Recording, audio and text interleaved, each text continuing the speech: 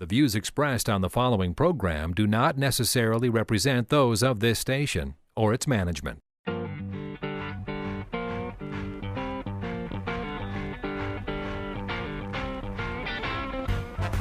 It's time now for Where You Live with Gene Sullivan, the show that deals with the news and events that affect you the most.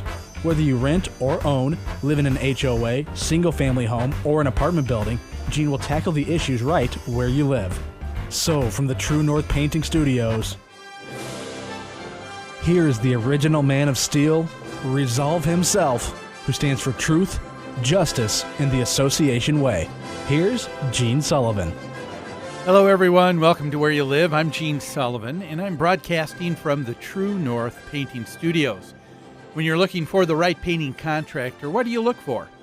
Isn't it someone who will respect you, your time, your property, and your budget? That's what you can expect from True North Painting. Find out more about this exceptional company by going online at truenorthpainting.com. That's truenorthpainting.com. Or give them a call at 952-831-1433. I'm also brought to you by the great folks at Extreme Exteriors and American Family Insurance, the Kim Bennett Agency. I want to also begin by giving a shout-out and a big hello to the guy behind the board here who makes it happen, Christopher Wyatt Huberty. How are you, Chris? I'm good, Gene. How about yourself? I'm great. You came back from out of town. I did. And you flew in from Indiana. Correct. And you said you have a conspiracy theory. A little bit, yeah. So this would have been last weekend, flying from Indy to Chicago, attempted to leave on Sunday night to get back here on Monday. Yeah. And they canceled my flight, bumped it to about 24 hours later because of bad weather in Chicago. And now there was bad weather, I'll give them that, but all the planes kind of in that same gate, same airline, right next to mine, were all canceled because of mechanical issues.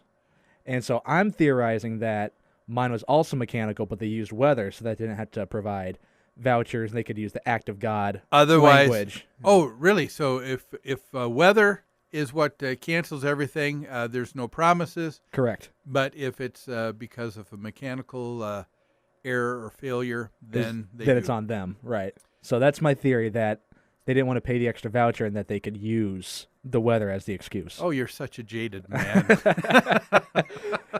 It's been a rough life. Clearly. Oh, yeah. Well, you probably are right. Yeah. Well, we've got a great show for you today. We've got someone who has commented on a blog and feels that they've come up with the perfect argument against living in homeowner associations. So we're going to see if she's come up with the perfect reasons why you should not live in an HOA. And so without further ado, let's begin with property management in the news. Property management in the news is brought to you by Home Furniture and Abbey Floor Coverings.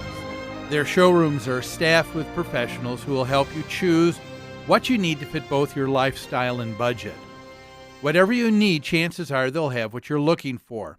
Now, if you wish to avail yourself of special pricing you won't find anywhere else, all Where You Live listeners, call Customer Service Coordinator Lori Matson, won't you? Her number 952-224-2663.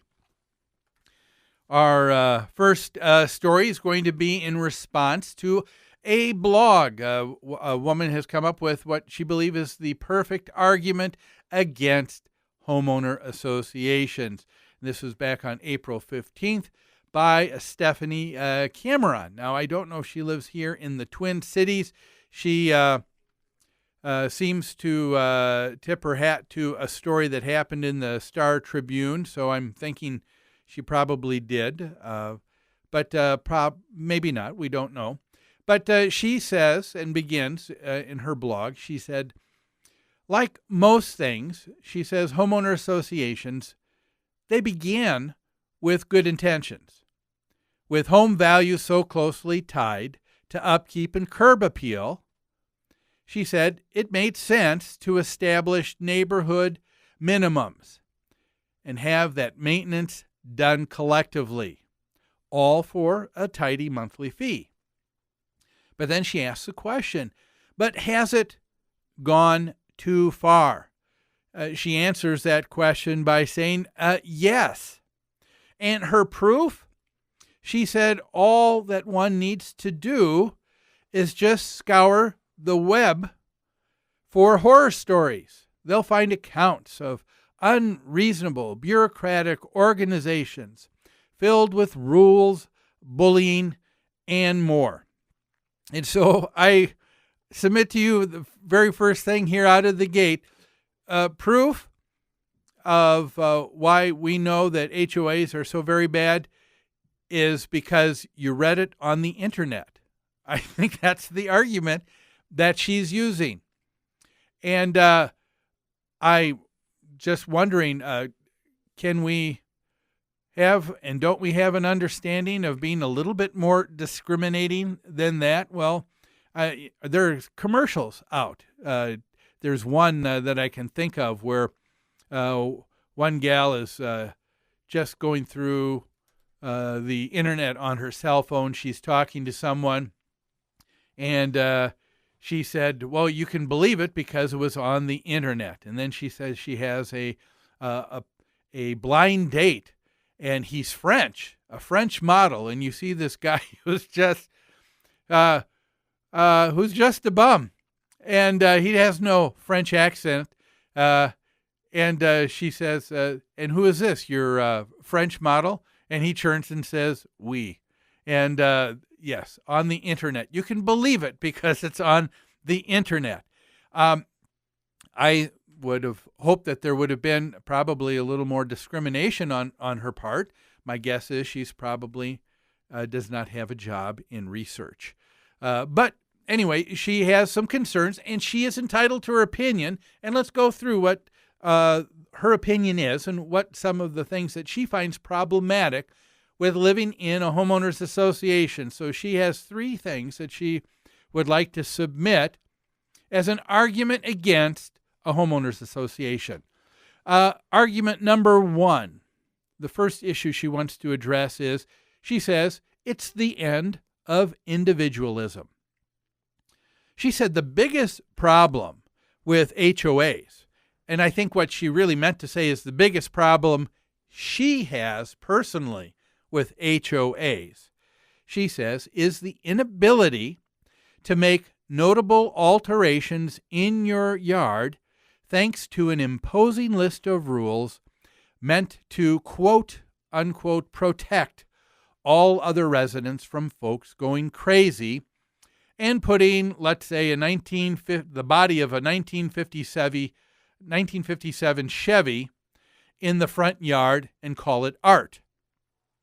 She said, like a local in my neighborhood has done, and she says, and I love it. And so she's talking about, she said, there are more rules and less individualism. And she said, personality shouldn't be verboten. She said, originality in homeowner associations shouldn't be shunned. And she said, are we having any fun living in a world of cookie-cutter yards where everyone's life looks exactly the same? I would like to, at this point, I guess, in my first response to the first thing that she's pointing out, that in an HOA, that means you're going to have the end of individualism. I would like to point out that there is an axiom that I think we would probably all realize, defend, and understand. And that is the idea that the closer I live to others in society, the greater my restrictions and responsibilities become. Don't you think that that's really true? I think that's something we can all agree on. And I'll point out several things to make my case here. The closer we live to others in society, the greater my restrictions and responsibilities become. Let me give you an example. I've used this on the show before. I have the right as a free person to swing my arms, but my freedom to swing my arm stops before it hits your nose. I think you would agree with that. So I can swing my arm all I want to, probably can't do it in a crowded bus. Wouldn't you agree? So is that taking away freedoms? Or is there a understanding with society? Because we're civil and we want to get along. And let's say the smaller, and again, the smaller and closer we are to those people in society, the greater our responsibility is. So in a homeowners association, let me give you an example. If you've lived in a townhome association versus a condominium, you know that basically if you live in a condominium, the rules and regulations you would get from the governing documents in an HOA are going to be quite a bit more extensive than living in a townhome. Because in a townhome, you may have someone with their home attached to the side of you on either way, but that's going to be it. In a condominium, you've got someone on either side of you. You got someone above you. You got someone below you. You've got someone across the hall from you. You're in closer proximity. But let me give you even another example of even a closer, tighter social unit, and we have greater responsibility. How about the family? How about a relationship like marriage? Is there an end? Could we also argue that there's an end in freedom because you have a greater responsibility to people in a family? I think you would take a look at it and say, well, that's ridiculous. No, I don't lose my freedom, but there's a greater understanding. There's a greater responsibility you have to a spouse on what you can do and what you can't do.